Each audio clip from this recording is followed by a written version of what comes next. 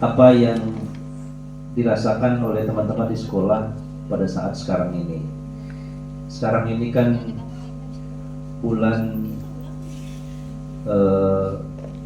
Mei, Juni, Juli dari itu Pak Yun ya. Itu bulan-bulan sibuk bagi sekolah, terutama yang kepala sekolah. Karena arah kita tahun depan itu seperti apa, gitu ya. Ya. Sementara kebutuhan si mandirinya teman-teman Kepsek, ini teman-teman Kepsek dulu. Itu Mei oke, aman masih. Zaman lagi rame-ramenya kurikulum merdeka, kebetulan juga ada statement kami tidak mengubah kurikulum kan? Betul? Dari Kemendikbud kami tidak mengubah kurikulum. Deep learning itu bukan kurikulum, tetapi hanya sebuah pendekatan. Pemahaman-pemahaman Bapak dan Ibu kemarin yang Bapak Ibu bangun dalam komunitas belajar ini itu masih relevan Bapak dan Ibu. Seperti contoh pembelajaran berdiferensiasi itu relevan, sangat relevan masih memang itu. Walaupun itu sebenarnya sudah lama. Saya sering diminta menjadi narsum di level SMP, IHT ya, baik di kadang-kadang di MKKS, kadang di keliling kecamatan. Mulai muncul dijadwalkan asesmen. Ada ya Pak ya, di asesmen di akhir tahun situ. Selain TKA ya, selain TKA. Kalau TKA kan memang nanti ada khusus untuk kelas 6, sama kalau SMP kelas 9, kalau SMA kelas 12. Asesmen itu masih ngacu ke kurikulum merdeka. Kesepakatan kemarin bahwa kecuali kalau nanti tiba-tiba ada juknis baru ya, kecuali karena ini belum ada kan, jadi supaya jadi ada landasan Bapak dan Ibu di sekolah. Asesmen itu masih mengacu ke pemahaman kurikulum merdeka tadi, tidak mengubah kurikulum. Di akhir semester atau di akhir tahun jangan kembali ke kurikulum bahula, bikin ulangan, dijadwalkan materinya ngulang dari awal. Jangan gitu, di kurikulum merdeka kan ada begitu. Iya, terakhir aja yang belum. Karena itu dipahami membebani peserta didik. Membebani peserta didik. Kalau kayak di SMP ya, 10 mapel dalam waktu 1 minggu diujikan materinya dari awal semester sampai akhir. Ya cobalah kita nengok diri kita sendiri aja lah. Kalau kita digituin, sanggup juga gak kita gitu? Ya kan, udah sanggup juga kayaknya, udah sanggup juga kayak gitu. Jadi tetap nanti dijadwalkan begitu. Silahkan bikin asesmen di akhir, tapi yang masih pakai pemahaman di kurikulum merdeka kemarin, kecuali nanti ada regulasi baru yang datang. Itu aja tambahan dari saya. Ini memang masih belum jelas sekarang. Dan kemudian saya juga sudah sampaikan kemarin ke Dinas Pendidikan, karena Dinas Pendidikan mengatakan ini sengaja mereka mendorong sekolah untuk mengalokasikan anggaran sekolah sebisa mungkin untuk menyelenggarakan IHT seperti tahun-tahun sebelumnya. Jadi SMP memang benar banyak sekolah itu yang dalam RKA-nya mengalokasikan untuk IHT. Nah, nanti diarahkan untuk supaya relevan dengan apa yang lagi ramai terkini, deep learning ya. Tapi saya sampaikan juga bahwa ada info dari Dikdasmen itu, Kemdikdasmen, bahwa diharapkan jangan ada yang narasumber menjadi narasumber yang belum pernah pelatihan secara resmi. Ya, saya sampaikan itu. Biar Dinas Pendidikan juga memikirkan mereka harus menyiapkan orang-orang yang dilatih secara resmi. Karena selama ini kalau kami misalnya ini Pak Inarim segala macam kadang mengisi menjadi narsum itu kan berdasarkan otodidak aja. Nah, kebetulan ada permintaan dari Kemendikdasmen begitu, ya kami ada alasan nanti untuk menolak Bapak dan Ibu kalau ada permintaan sementara kami belum dilatih secara resmi. Katanya takut nanti miss apa yang disampaikan itu meleset gitu. Itu aja Bapak dan Ibu, tambahan dari saya. Kurang lebihnya mohon maaf. Billahi taufiq wal hidayah. Assalamualaikum warahmatullahi wabarakatuh.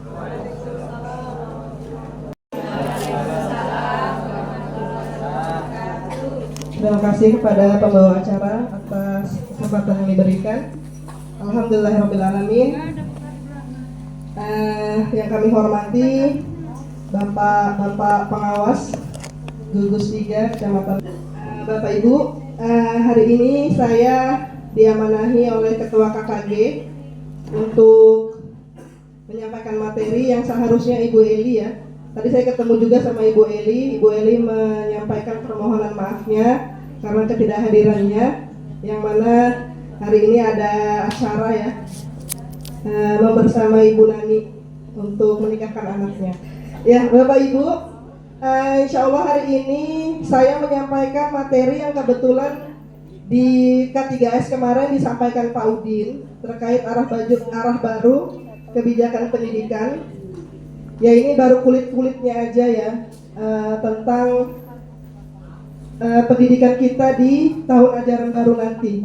Kemarin kalau dari pengurus maunya sudah materi deep learning, tapi deep learning itu belum sampai ke kita karena memang dinas itu sudah mengagendakan materi deep learning ya, karena kami juga diminta sekolah 2 guru kelas atas kelas bawah, tapi sampai sekarang belum ada sampai gitu undangannya untuk kegiatan tersebut. Jadi kalau disuruh khusus deep learningnya kayaknya belum sampai ya, nanti salah ngomong gitu.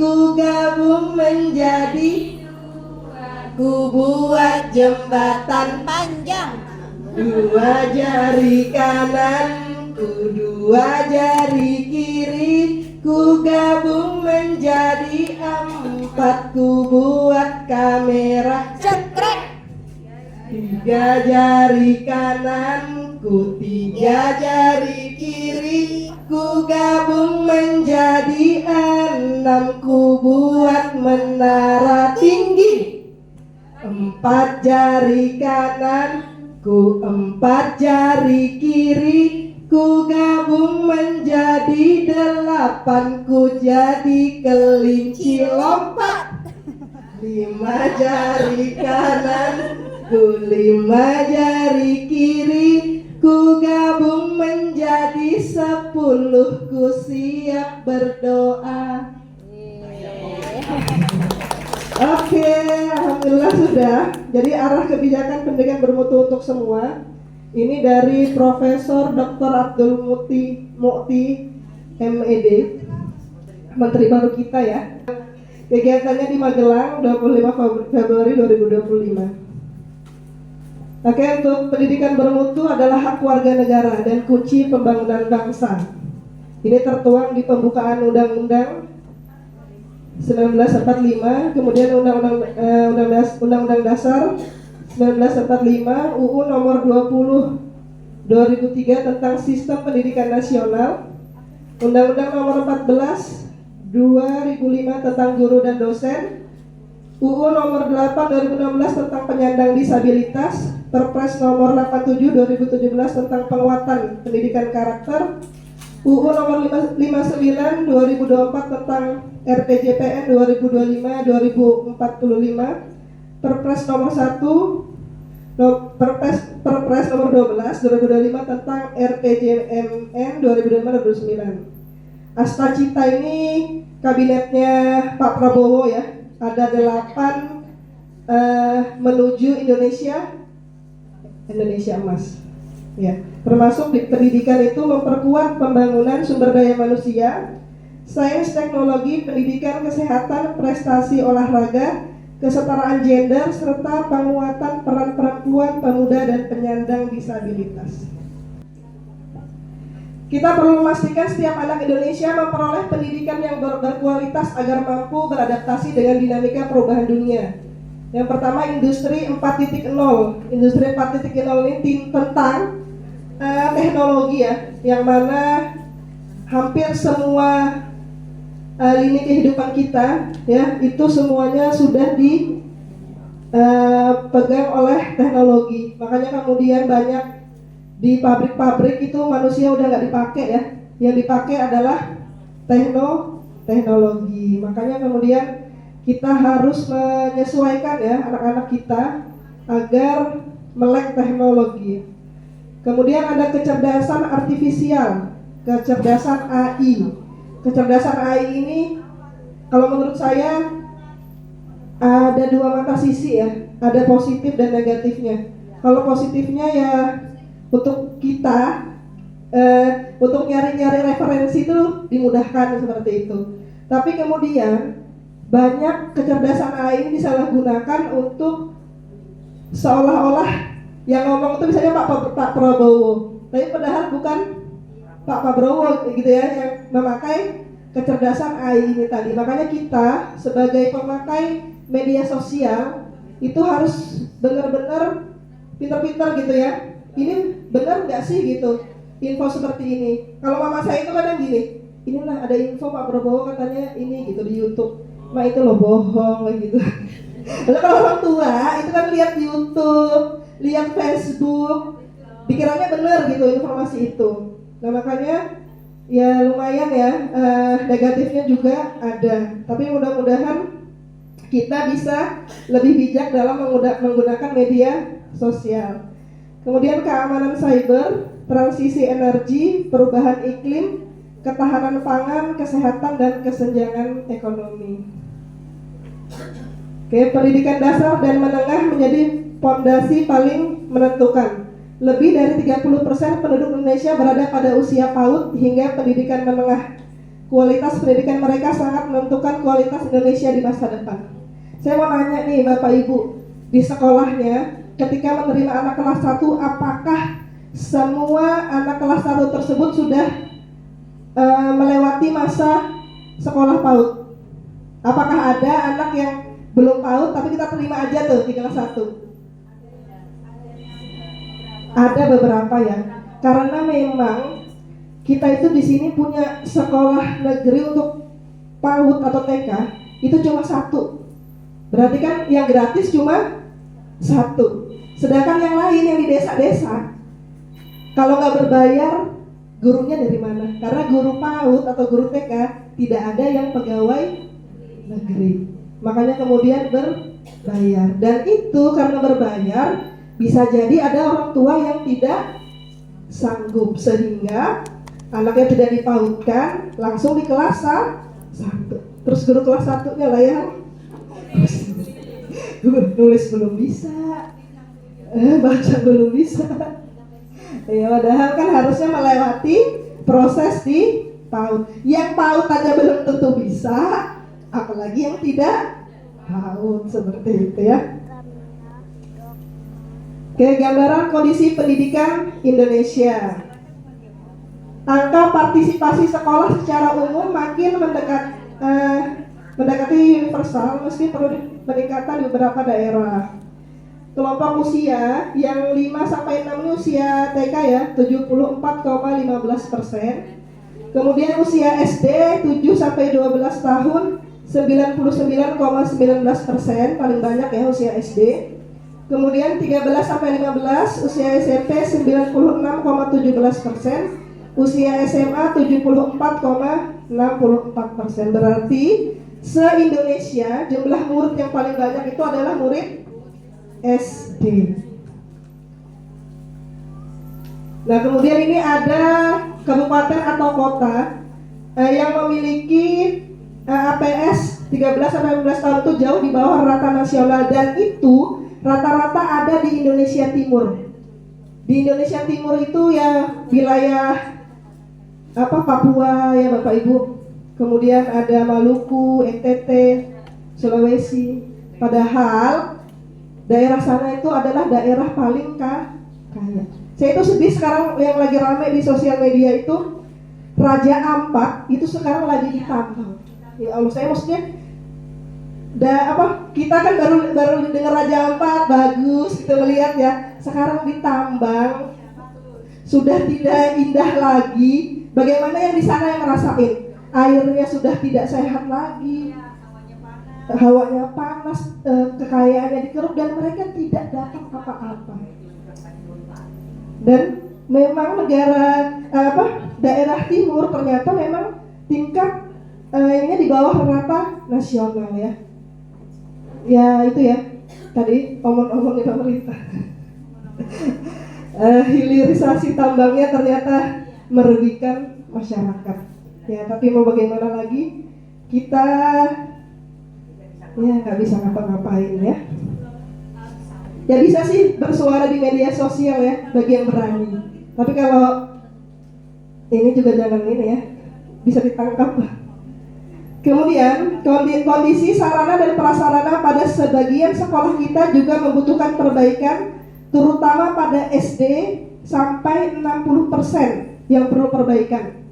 Persentase ruang kelas menurut jenjang pendidikan dan kondisi bangunan di 2024. Kondisi yang biru itu baik ya, kemudian rusak ringan atau sedang, kemudian rusak berat.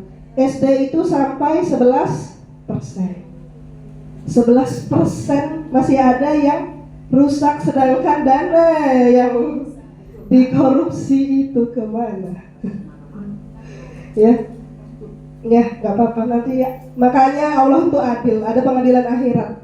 Hidup itu nggak cuma di dunia. Untuk orang-orang seperti itulah kemudian negeri akhirat itu sangat berfungsi. Oke, kemudian kualitas hasil belajar masih menjadi tantangan utama pendidikan kita. Anak usia 15 tahun di Indonesia memiliki kemampuan membaca di bawah standar, di bawah level 2 PISA. Artinya mereka kesulitan memahami gagasan utama dari sebuah teks panjang. 82% anak usia 15 tahun di Indonesia memiliki kemampuan matematika di bawah standar. Artinya mereka kesulitan memahami aplikasi matematika dalam kehidupan sehari-hari. Jadi ini sesuai dengan hasil apa Bapak Ibu? ANBK. Ya, ternyata banyak yang masih di bawah kompetensi minimum.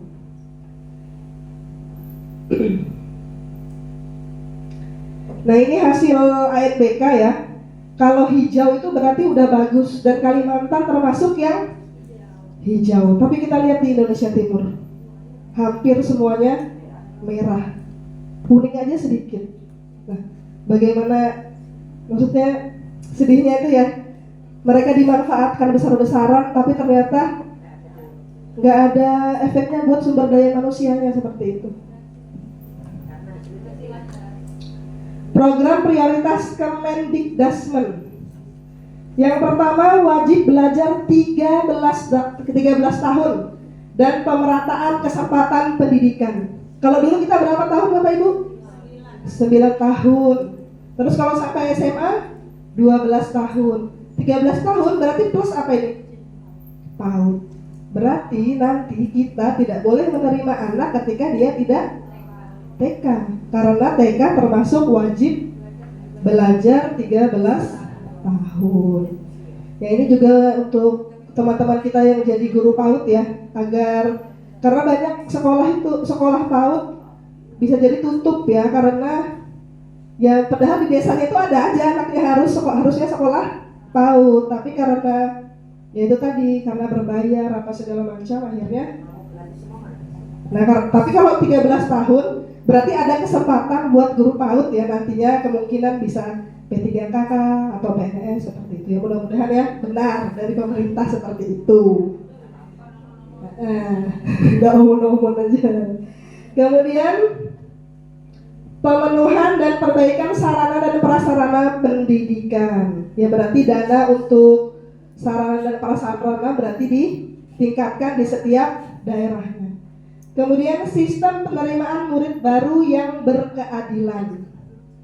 Ya kalau kemarin sistemnya zonasi, apakah tahun ini juga zonasi? Masih ya, sama. Cuma apakah beneran berkeadilan atau tidak itu. Kemudian peningkatan kualifikasi, kompetensi dan kesejahteraan guru. Mungkin kalau ini kesejahteraan guru, kalau kami di swasta ya, kalau sebelumnya sertifikasi itu 1.500.000 naik jadi 2 juta, ya naik 500.000 ya dari yang sebelumnya. Kemudian penguatan karakter, 7 kebiasaan anak Indonesia hebat dan pagi ceria. Ya, jadi kita dianjurkan ya untuk sebelum masuk kelas olahraga, senam anak Indonesia hebat. Kemudian penguatan karakter, pelatihan guru BK dan ke-BK-an, bimbingan konseling ya. Jadi kita diarahkan agar bisa menyelesaikan kasus-kasus anak-anak ya. Karena sekarang itu sehat itu bukan cuma sehat fisik. Sekarang lebih rame kesehatan mental.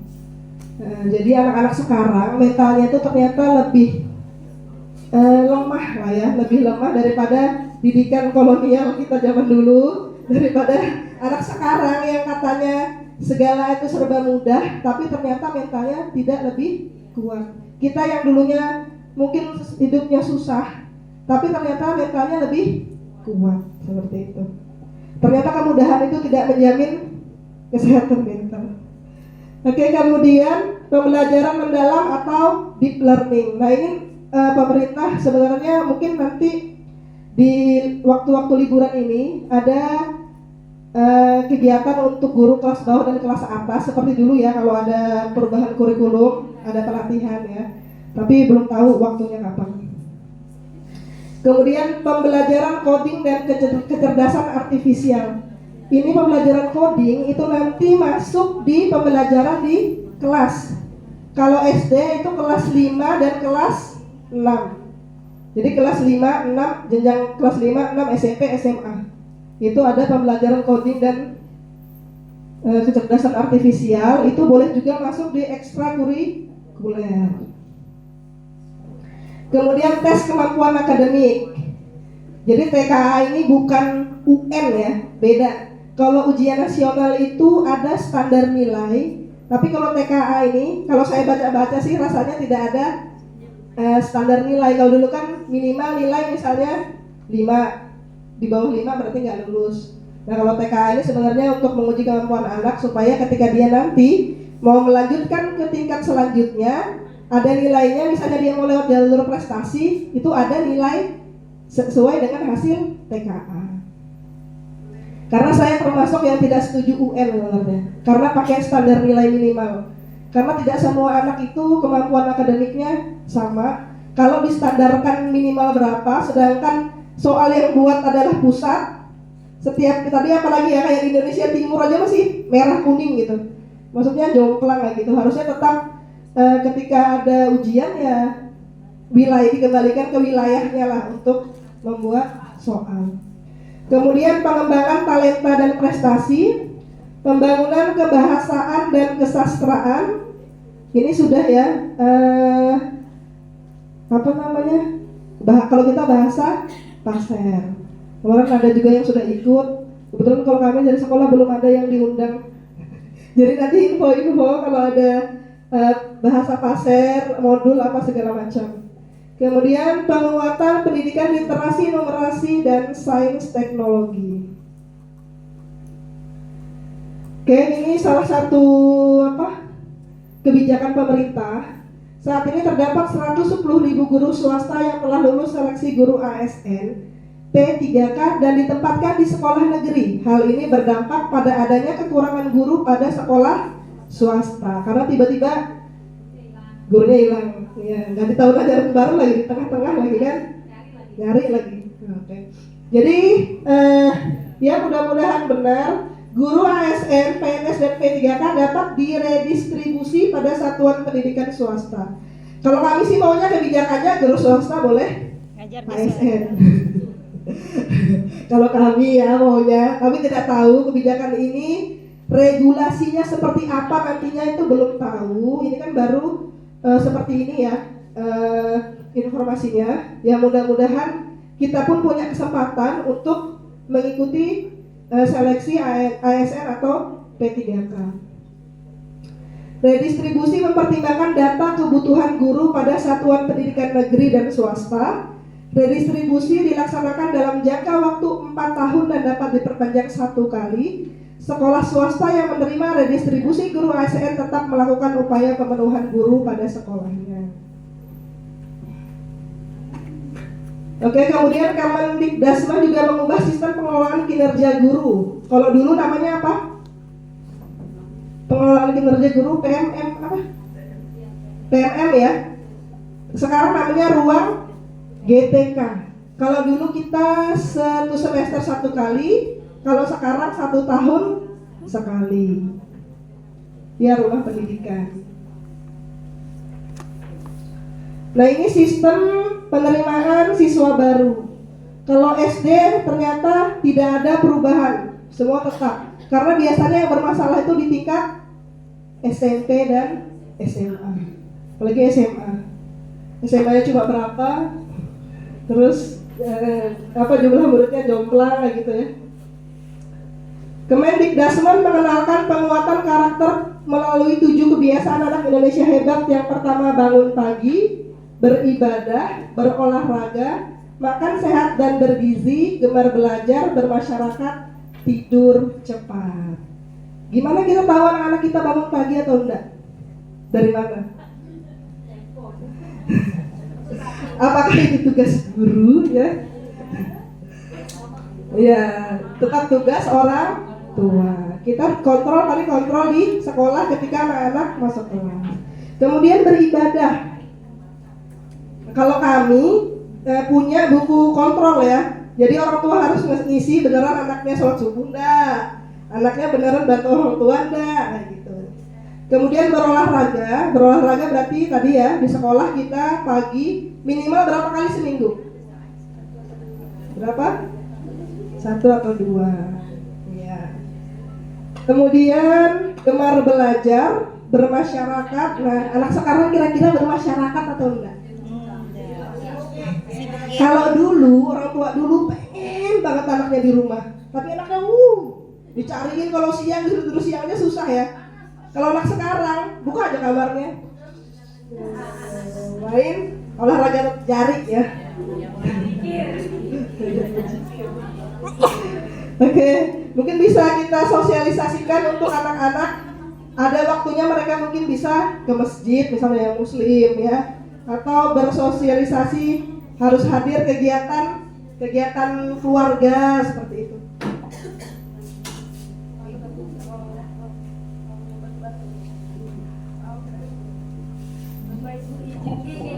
Hati ya Bu, oleh-olehnya jangan. Kemudian tidur cepat. Saya itu sering menemukan anak-anak matanya merah. Ditanya, begadang lah. Iya. Dengan santainya ya. Kita dulu ditanya guru begadang, takut. Sekarang iya. Main HP, iya. Ternyata sekarang ya. Kemudian pembelajaran mendalam. Profil lulusan 8 dimensi. Kalau dulu ada berapa dimensi profil lulusan? 6 dimensi. Berarti nambah ya. 8 dimensi berarti ada 2 tambahan profil pelajar Pancasila dulu namanya ya.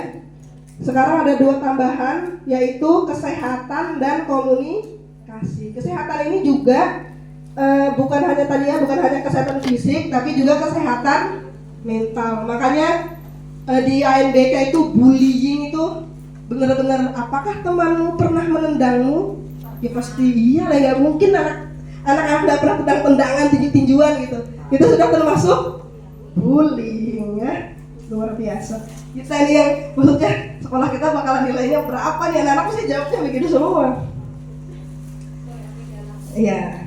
Kemudian Kemendikdasmen akan mengenalkan pelajaran coding dan kecerdasan artifisial dalam kurikulum. Nah, untuk ini pelatihan ini kebetulan SDIT dapat jatah 1 orang guru untuk pelatihan. Tapi sampai sekarang juga belum ada informasinya kapan waktunya. SMA bisa terintegrasi dengan mapel yang ada, bisa juga sebagai kegiatan ekstrakurikuler. Dan opsi metodenya berbasis internet, berbasis perangkat dan tanpa perangkat, tapi semuanya menggunakan ini apa nih? Laptop atau HP ya. Oke, untuk memperkuat dan menyempurnakan sistem evaluasi yang merangsang budaya belajar, Kemendikbud menginisiasi kebijakan evaluasi yang baru terkait dengan TKA atau tes kemampuan akademik. Ini untuk kelas 6 untuk penerimaan murid baru SMP jalur prestasi ya. Kemudian untuk identifikasi dini kemajuan dan kesulitan belajar. Yang diujiankan pelajaran apa? Bahasa Indonesia dan matematika. Oke. Jadi kalau untuk SD, insya Allah pemerintah kabupaten atau kota, tapi tetap berbasis komputer. Oke, insya Allah itu ya dari saya untuk ini hanya pengenalan ya, kulit-kulitnya aja, perkiraan kita gitu. Kira-kira nanti di tahun ajaran baru seperti apa gitu. Tadi kalau disampaikan P5 ada atau enggak, ya mudah-mudahan enggak ada. Sebenarnya Bapak Ibu kita itu sudah P5 di sekolah ya. Ngapain jadikan rapot? Nyampe-nyampein guru lagi wali kelas lagi nginput rapot P5 kayak gitu. Kalau saya sih, kita tuh di sekolah sudah anak-anak seni udah kita ajarin, tampil-tampil udah kita ajarin. Iya, berjualan apa udah diajarin. Nggak usah dikasih bikin dokumen lagi ya kan. Nggak usah juga dimasukin ke raport lagi. Nyampe-nyampein guru sebenarnya. Insya Allah kita semua sudah melaksanakan. Ya kalaupun mau dievaluasi silakan dievaluasi sama pengawas ya kan. Beneran nggak kita adakan ya itu. Iya gitu aja. Nggak perlu sampai jadi rapot lah. Insya Allah itu ya dari saya. Kurang lebihnya mohon maaf. Wassalamualaikum warahmatullahi wabarakatuh. Suatu momen yang seperti ini bagi saya itu adalah suatu yang sekiranya sampai kapanpun kita harus mengadakan yang seperti ini.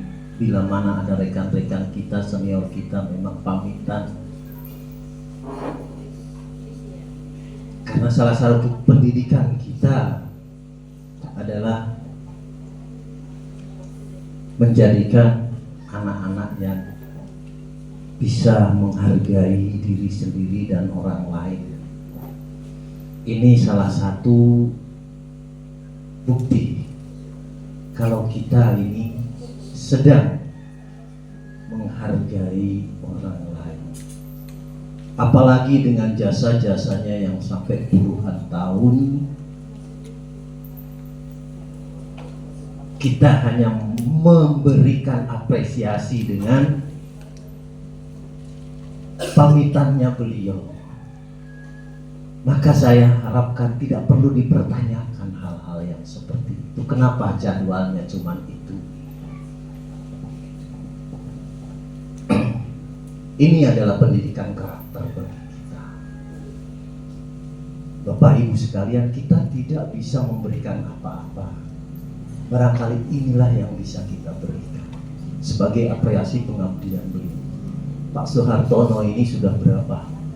Pak Soehartono totalnya berapa tahun Pak jadi? 34 tahun. Andai kita mengadakan seperti ini, kita pertanyakan, kok tidak ada hasilnya KKG kita di bulan ini? Tolong hal yang seperti itu jangan sampai terjadi. Kapan datang.